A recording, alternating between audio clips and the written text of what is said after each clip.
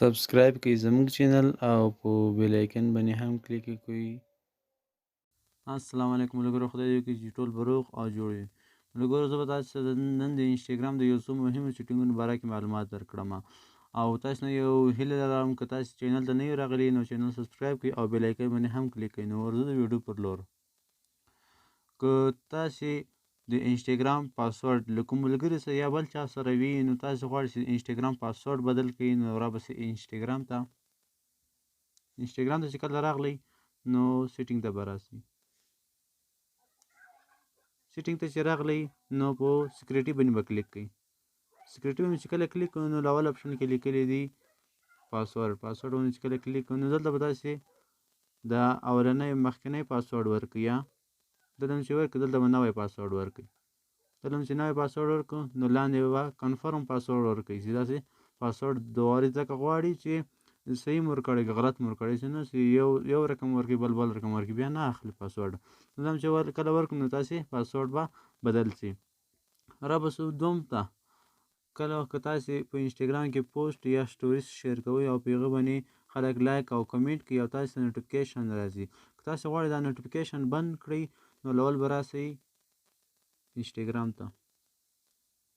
سیټینګ ته به راسئ.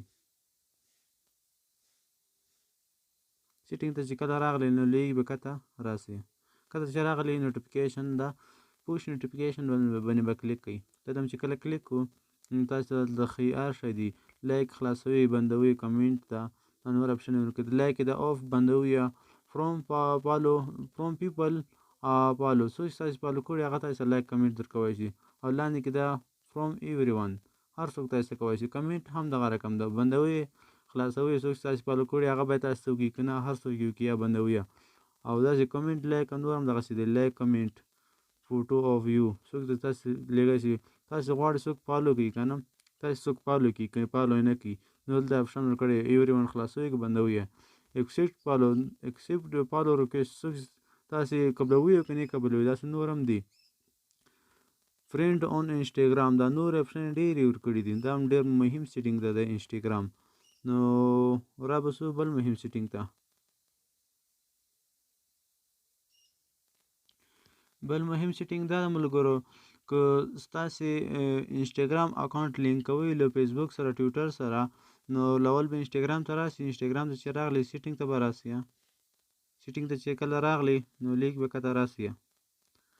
کته چې راغلی نو دلته یو اپشن دا لیکلی دی لینک اکاونټ باندې به کلیک کړئ. لینک اکاونټ باندې چې کله کلیک کړئ نو دلته تاسو ته ډېر اپشن راغلی فیسبوک ټویټر دا نور هم دي. نو تاسو غواړئ چې سره کنیکټ کړئ نو دلته یې کنیکټ کوی شئ. نو دا هم ډېر مهم سیټینګ ده. او ملګرو یو بل سیټینګ ده که ستاسو کله وخت سټوري شیر کوئ که نه کله سټوري شو کوئ په هغه باندې خلک لایک کمنټ کوي هغه د سټوري نوټیفیکیشن تاسو ته راځي. که غواړئ د هغه سټوري نوټیفیکیشن بند کړئ نو رابشئ د انسټاګرام سیټینګ ته چې کله راغلی نو لیک به کته راسئ. کله چې راغلی نو دلته یو اپشن د لیکلی دی سټوري کنټرول باندې چې کله کلیک کړئ نو دلته هم هغه رقم ده الاو میسج ریپلایز هر څوک تاسو ته میسج کوی شي. ایوری ون هر څوک کوی شي. پیپل یو فالو څوک چې تاسو فالو کړي هغه تاسو لایک او کمنټ درکوی شي ریپلای کوی شي او بندوي دلته نور اپشن هم دلته ورکړي خلاصوي بندوي نو دا هم ډېر مهم سیټینګ ده.